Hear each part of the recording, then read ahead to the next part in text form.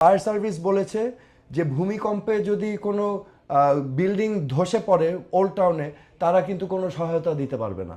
আমি যখন স্বরাষ্ট্র প্রতিমন্ত্রী ছিলাম তখন একই ধরনের কথা শুনেছিলাম যে আগুন লাগলে আগুন নেভানো সম্ভব হবে না। আমি সেতু মন্ত্রী হলাম বা প্রধানমন্ত্রী হলাম, এটা তো আমার বাবার ব্যাগ থলি থেকে আমি টাকা বের করে দিচ্ছি না।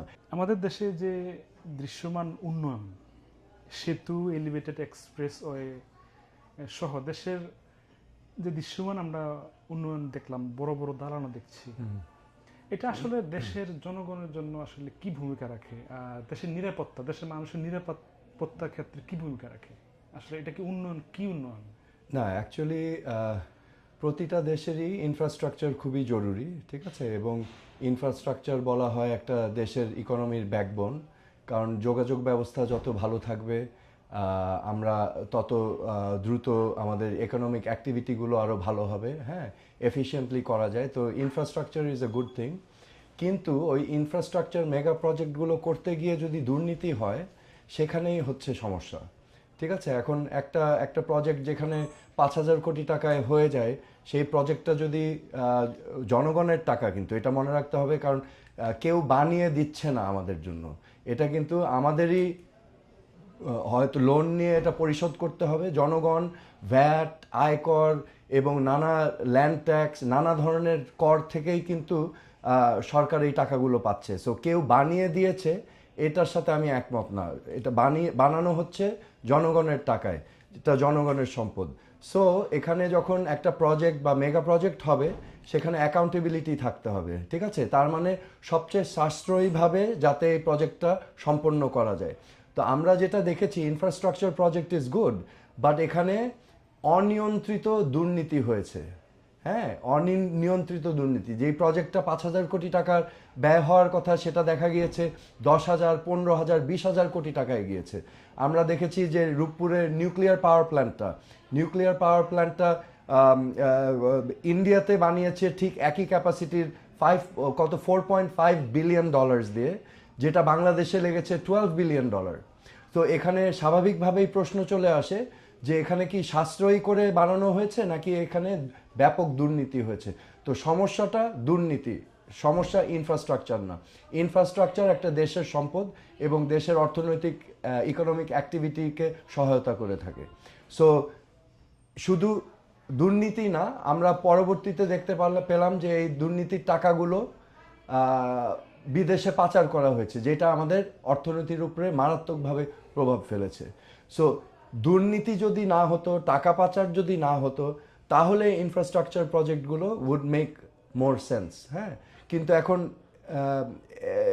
এই প্রজেক্টগুলো অনেক ক্ষেত্রে দেখা যাচ্ছে যে মানুষের অর্থনৈতিক অবস্থা ভালো না এখন, হ্যাঁ। তো এখন মানুষ তো পেট্রোলের খরচই দিতে পারবে না, যাতায়াত করবে কোথায়?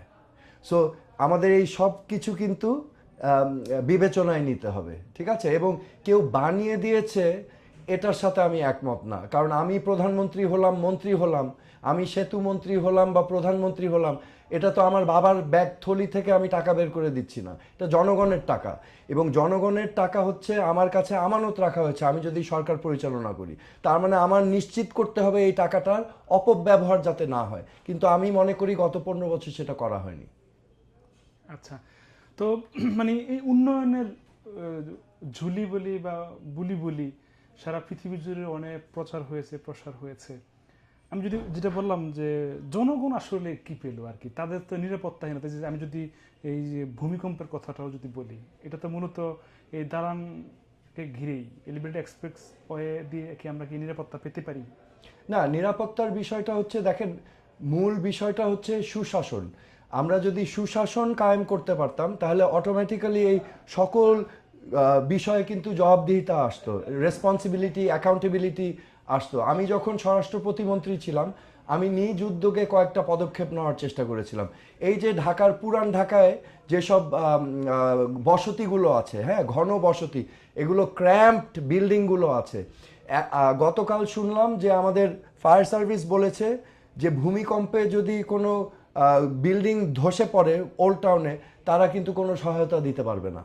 তো আমি যখন স্বরাষ্ট্র প্রতিমন্ত্রী ছিলাম তখন একই ধরনের কথা শুনেছিলাম যে আগুন লাগলে আগুন নেভানো সম্ভব হবে না, কারণ এটা আনপ্ল্যান্ড ভাবে বিল্ডিংগুলো তৈরি করা হয়েছে, ঠিক আছে। সো তখন আমি পদক্ষেপ নিয়েছিলাম যে ওই বাস্তবতায় মাথায় রেখে কিভাবে আমরা প্রস্তুত হতে পারি। তো আমি ফায়ার ড্রিলস থেকে শুরু করে এই সকল পদক্ষেপ কিন্তু তখন আমি উদ্যোগ নিয়েছিলাম। তারপর রোড সেফটি, এই যে দেখেন প্রতি বছর 15-20 হাজার মানুষ মারা যাচ্ছে রোড অ্যাক্সিডেন্টে, তো রোড সেফটির উপরেও কিন্তু আমি পরিকল্পনা করেছিলাম বিষয়গুলো। তো ঠিক একইভাবে এখন একটা মারাত্মক বিষয় হচ্ছে ভূমিকম্প, যেটা আমাদের বাংলাদেশে হলো 2-4 দিন আগে। তো আপনার প্রশ্নের উত্তরটা এখানেই। এখন আমরা যদি পরিকল্পনা মাফিক অগ্রসর হতে পারতাম, একটা সরকারের যদি জবাবদিহিতা থাকতো, অ্যাকাউন্টেবিলিটি থাকতো, তাহলে কিন্তু এই প্রতিষ্ঠানগুলো আমরা গড়ে তুলতে পারতাম। হ্যাঁ, যেমন ফায়ার সেফটি ড্রিলগুলো করাতে পারতাম। তারপরে আমরা ভূমিকম্প হলে এটার সেফটি ইস্যুসগুলো, রাজুকের দায়িত্ব রাজুক ঠিকমতো পালন করছে কিনা, ঠিক আছে, আমরা কিন্তু সরকারিভাবে অনেক ধরনের উদ্যোগ নিতে পারতাম। কিন্তু এখন দেখা যাচ্ছে শেষ মুহূর্তে এসে এখন আমরা অসহায় অবস্থায় আছি। এবং এটার মূলে আমি মনে প্রাণে বিশ্বাস করি সব কিছুর মূলে হচ্ছে নৈতিক অবক্ষয় এবং দুর্নীতি। এই দুইটা জিনিসের কারণেই আমাদের বাংলাদেশের এই দুরবস্থা, এবং আমি আগামী 50 বছরে দেখছি না এটার থেকে কোনো রেহাই হবে। কারণ আমাদের অবনতি হচ্ছে, আমাদের উন্নতি হচ্ছে না, আমরা গুণগত মানের উন্নয়ন করতে পারছি না, আমাদের অবক্ষয় হয়ে যাচ্ছে।